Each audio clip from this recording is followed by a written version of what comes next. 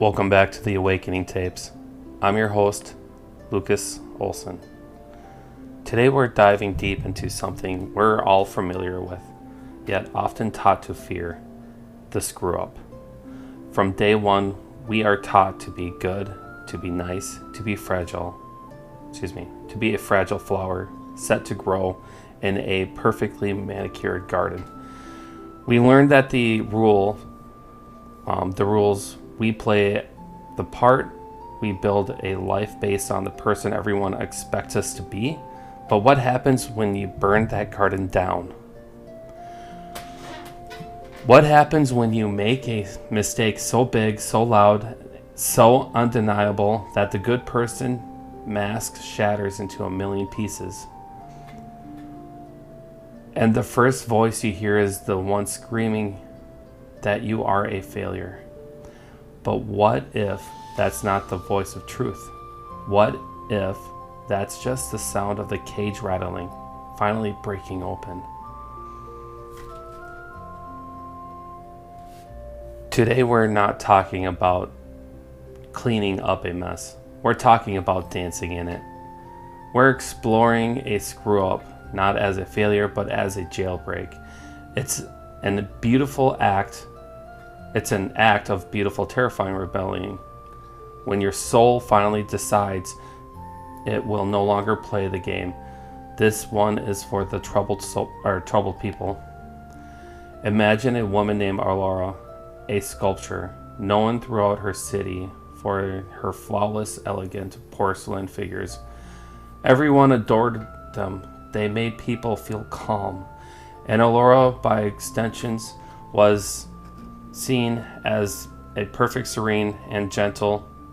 She was trapped in the persona that her art had created. Inside, however, a storm was raging, a wild, chaotic energy that was anything but angelic. For months, she worked on her largest angel yet, commissioned by her city for a major exhibition. The pressure was immense. It had to be her most perfect, most serene, most gentle work to date. Day after day, she carved and smoothed, her knuckles white, her jaw clenched, forcing this gentle expression onto her face she molded. The night before it was to be unveiled, she stood alone, staring at the finished, flawless angel. It was beautiful. It was a masterpiece. But she hated its glassy smile, its hollow beauty. It was the prettiest lie she has ever told. In a sudden, precise moment, she picked up her heavy sculptor's hammer. She wasn't afraid. She was ecstatic, with a full-throated laugh. She swung. Elara shattered the angel into 1,000 glittering shards. The screw-up was a total, public, and absolute. And in the silence that followed, amidst the wreckage of perfection, she never felt more powerful or more herself. Elara's story is the story of a good girl myth exploding. This is for anyone who was ever felt trapped by expectations of being sweet, agreeable, and tame. The pressure to be a normal cog in the machine when you feel like a force of nature. A screw-up in this context is a revolutionary act. It's your soul pulling the emergency brake. The core problem isn't the mistake itself. The problem is the box you were created in. The immense shame or panic that follows isn't because you were wrong. It's the shockwave of liberation. It's the sound of your old identity dying, and that is a terrifying process. We mourn the good person we killed because we were taught that they were the only ones worthy of love. We were taught to fear the parts of us that wants to be beauty, authentically, ourself. But what if the part, that seemingly pitch black soul, isn't flaw? What if it's your power source? What if authentic spirituality isn't about being perfect? It's about integrating the magnificent, chaotic, troublemaking part of you that just wrecked the world. So how do we move from this shock and explosion to harness its power? We have to claim the wreckage. We have to look at the mess we made, and instead of seeing failure, see the glorious beginning of a funeral party for the person we were pretending to be. To guide this revolution, let's see what the cards have to say. I shuffled for everyone listening who is ready to stop apologizing for their power. Card 1, the challenge, the devil. This perfect card in the deck, the devil, isn't some external evil force. It represents the chain we willingly wear, addiction, materialism, and limiting beliefs we are shackled to. Here we challenge the addiction to be good, to being liked. The chains are the expectation of others that we have allowed to become our prison. The challenge is to finally see these chains for what they are and realize they've been unlocked the whole time. And card number 2 is the action. The chariot. This is pure willpower. The chariot is about taking control of opposing forces, the black and white sphinxes, and charging forward with unstoppable momentum. The action here is to take hold of both your good self and your shadow self. Stop letting them fight and start driving. Acknowledge the parts of you that is the sweet and the parts of you that is arsenic. And use this combined complex power to move forward in the direction you choose, not the ones that was selected for you. And card number 3 is the potential. I have the Queen of Wands. Here she is, the potential. The Queen of Wands is the embodiment of Hyacinth, a name you'll hear in a special song that I've created and we will be playing for you at the end of this episode. She is charismatic, bold, passionate, and fiercely independent. She is unapologetically herself. She is not asking for permission. She is on her throne, holding her staff of power, radiating a confidence that comes from owning every single part of who she is, the light, the dark, the beauty, and the trouble. The potential is to become this person, magnetic, creative, and gloriously free. And the card that's hovering over this entire reading is the Hyacinth. She is the guardian of the subconscious, of the things you know but don't say. She sits between the pillars of dark and light, understanding both. The Hyacinth archetype is the high priestess who has decided to leave the temple and walk among the people. She knows the secrets.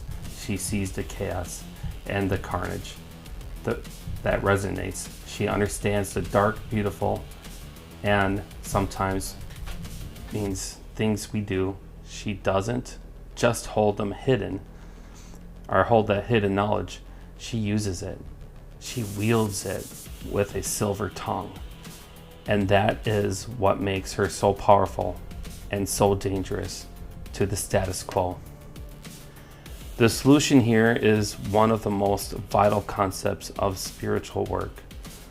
Shadow integration, Our shadow is a term coined by psychologist Carl Jung, refers to everything we've repressed about ourselves to be more acceptable. Our anger, our ambition, our wildness, our beautifully messy history.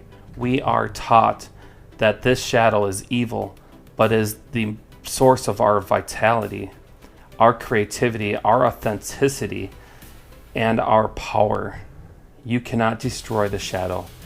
When you try, it bursts out in uncontrollable ways, often as a screw up.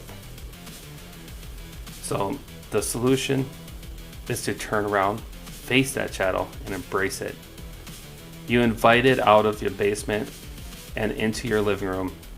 You realize your pitch black soul isn't something to be fixed, it's something to be honored. The spiritual physics are simple. You cannot be a whole, powerful being if you are denying half of your energy. The mistake wasn't the problem. It was the invitation to become whole at last. So true spiritual awakening isn't about levitating in a state of perfect peace.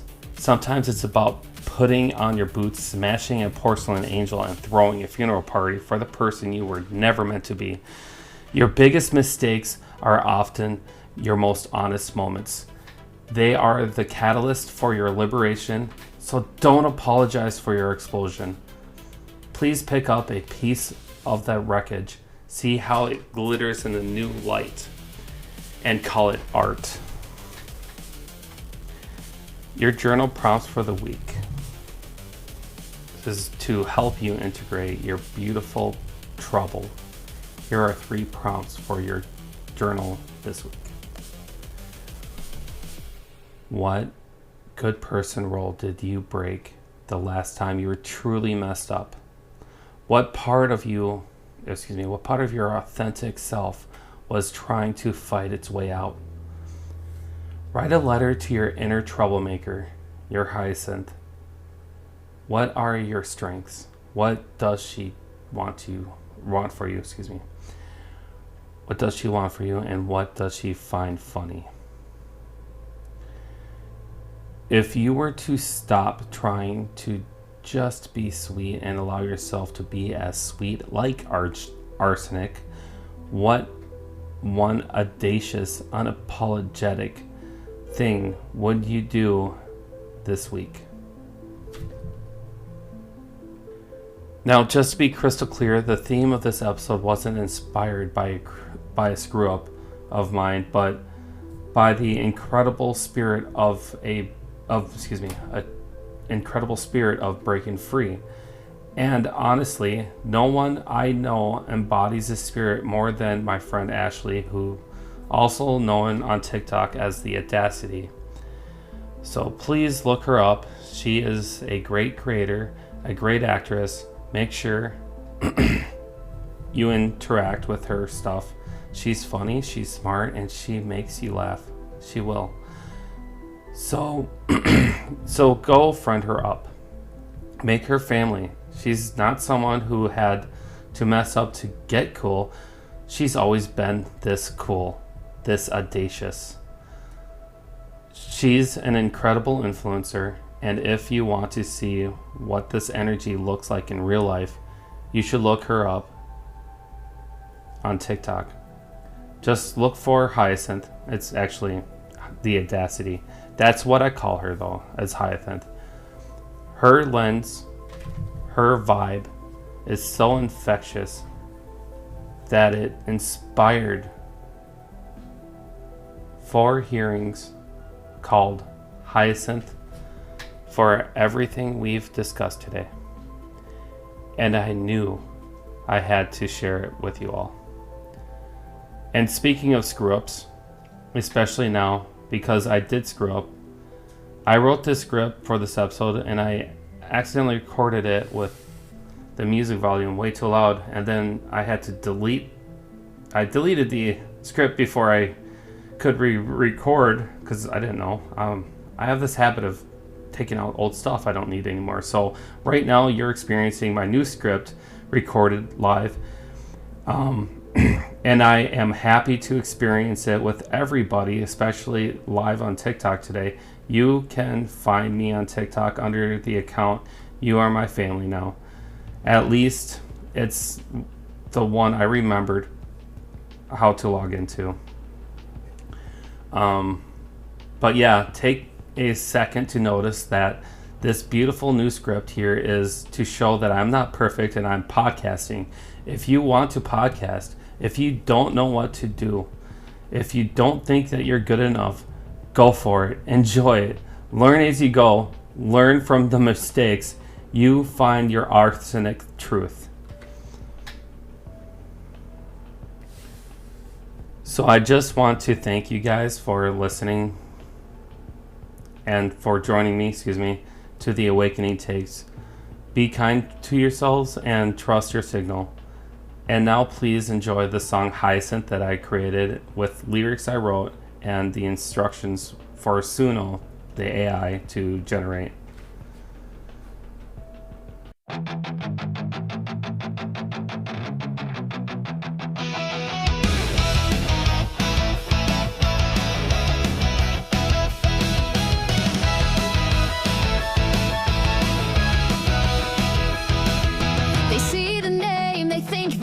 Some fragile flowers set to grow, another pretty face to tame.